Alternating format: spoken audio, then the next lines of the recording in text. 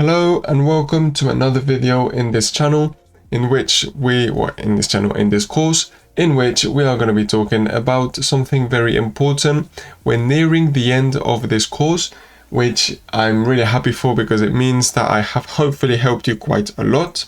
We're going to be learning about risk management, how much money to put per trade, how much leverage to use, and all of those things. Okay. Having said that, I've done this for you so that it's nice and easy to see, and we're going to go step by step through it. Okay. First thing, most important thing, this is based on Bitcoin and Ethereum. Okay.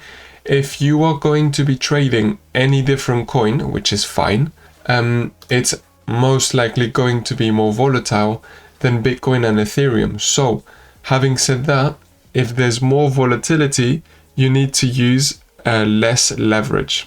Okay, so take this down, tone this down if you are trading a more volatile coin.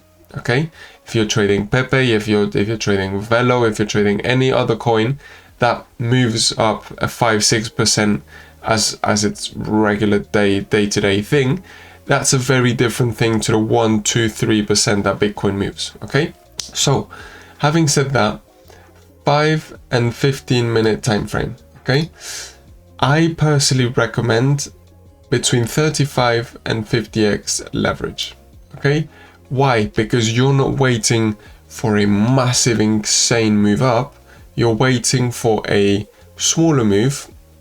I mean, sometimes especially when you're looking at Bitcoin and Ethereum, you're looking at moves around 1%, maybe a little bit less even. You might get satisfied with that. It really depends, but ideally this is the leverage that you would use if you're scalping. Okay, this is scalping, which is you would hold it, okay, for 1 to 4 hours. You don't really want to hold it much longer than that. Okay, because say for example on the 15 minute time frame, you are seeing that you're making higher highs or lower lows, then you know is not going to last forever. It's not going to be something that you can hold on to for hours and hours and hours and hours. Is going to be something really short term. I think that's a given. Having said that, because in the 5 and 15 minute time frame there's more volatility, there's more lag, there's more, you know, it's not as clean, smooth and simple.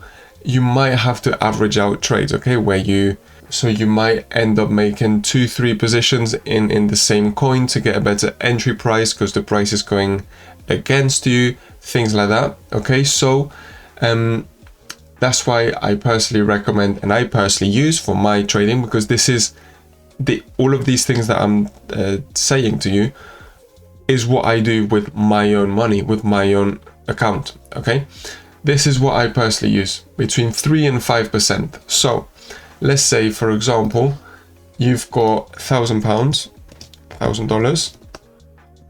okay, 3% to 5%, let's say you are using $50 per trade. Okay, why?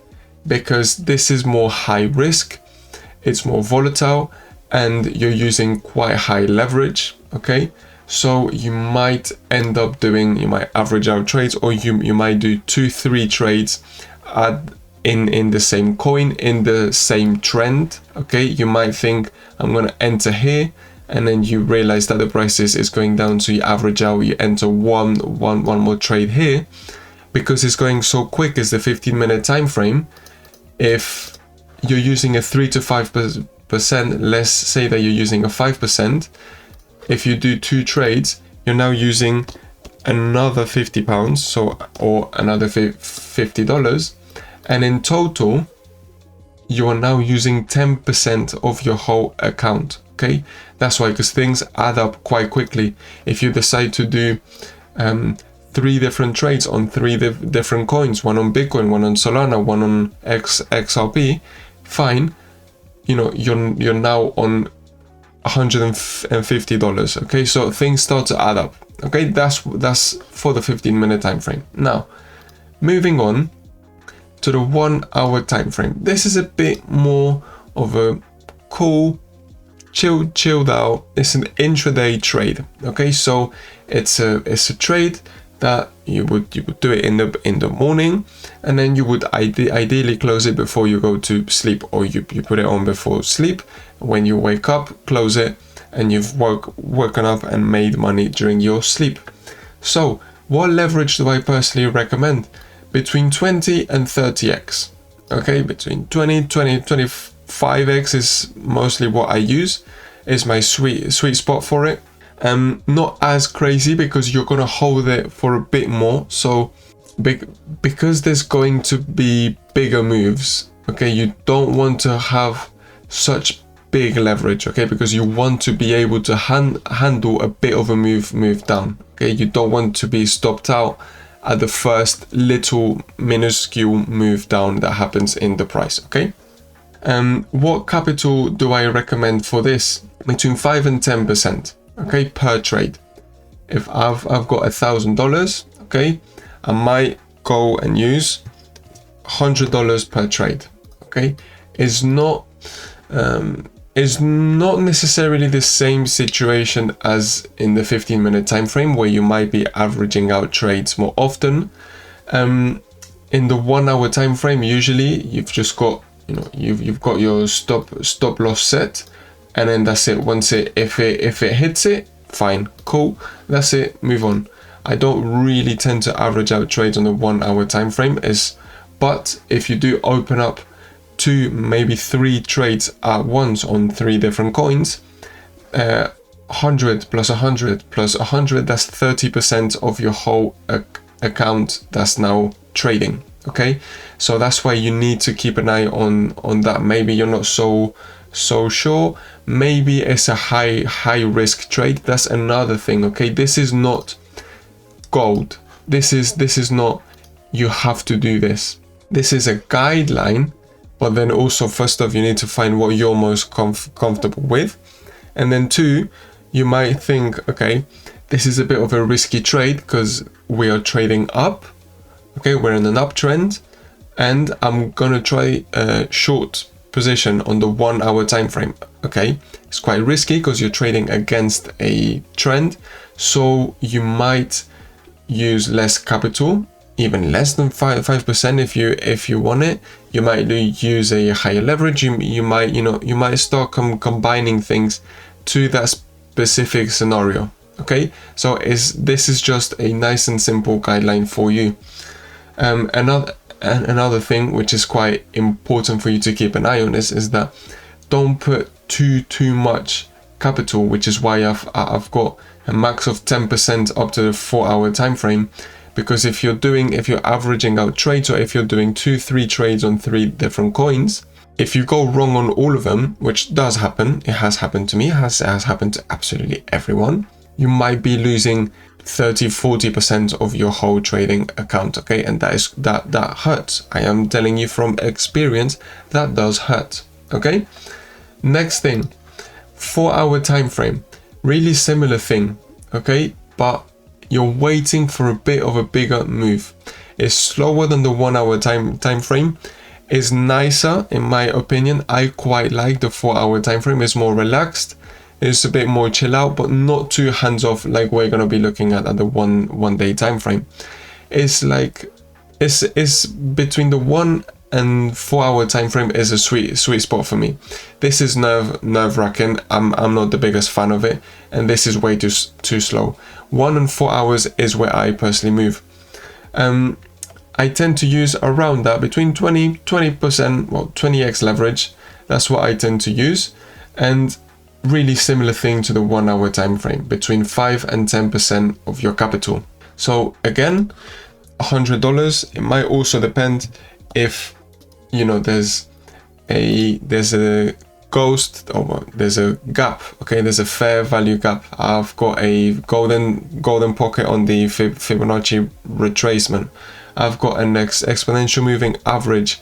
I've got an order block, all in the exact same place on the 4 hour time frame. I might be a bit more safe, and then I might think, okay, I maybe don't want to do it with $100. I might try it with $200. Okay, or 150. Okay, That's the thing. This is not a set rule. You can adapt and try different things based on that specific scenario. The last one is the daily time frame. This is when on Bitcoin and Ethereum, where you're waiting for a bigger move. So like 10-15% move, which is why you're using a lot less leverage, because you know when now we're going to look like for example, if I go on the 15-minute time frame, on the daily time frames, sorry, there's a lot bigger moves. Okay, this is, I mean, I know this is a given, but I just want to make it clear that you're waiting for these massive moves, like this whole move up or this whole move down. This whole move down is what? How much is this? Yeah, that's 13%, 14% nearly. Okay, so those are the sort of moves that you're waiting, and all of these moves take a lot longer. Okay, which is why I'm not the biggest fan of it. Is not what I like to trade the most, just because it's a bit too hands off. Okay, I'm very lucky, and I'm a day trader. I trade. This is my full-time job. But you know, if you've got another job, or if you have other things to look after, or whatever reason, the daily time frame is a bit more of a hands off. So it's easier to do your analysis on a Monday, and then next Monday you might check it and then say, oh look, there's a plus 15%, sick. That's why you use a lot less leverage, because you need to be able to tolerate your stop loss, and your funds must be able to tolerate bigger moves up as well as bigger moves down. Okay, the capital, because you're waiting for longer, you're waiting for a bigger result, and you're using less leverage, it makes sense for you to be able to risk a bit more. Okay, because let's say for example on the daily time frame, you're starting to see that you're creating higher highs and higher lows. You know, it's like a harder to break pattern on the one hour time frame, and even on the 4 hour time frame it's easier to break an uptrend or a downtrend.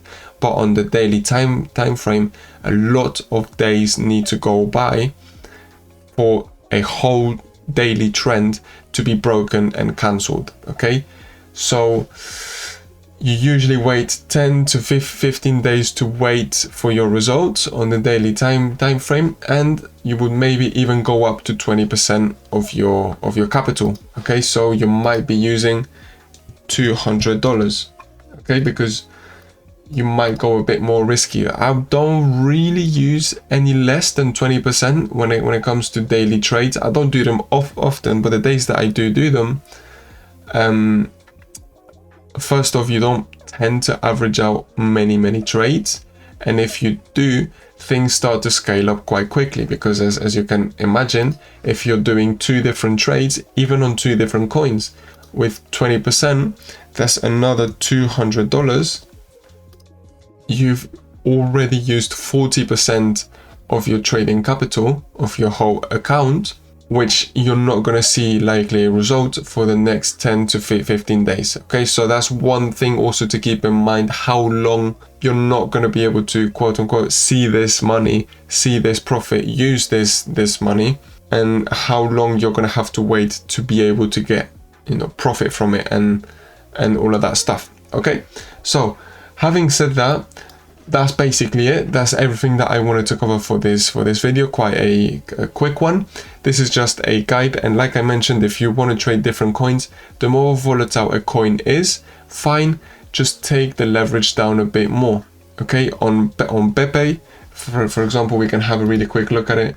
Pepe, let's see on the daily time frame. Okay, we saw that on Bitcoin you get moves of 13-15% on the daily time frame.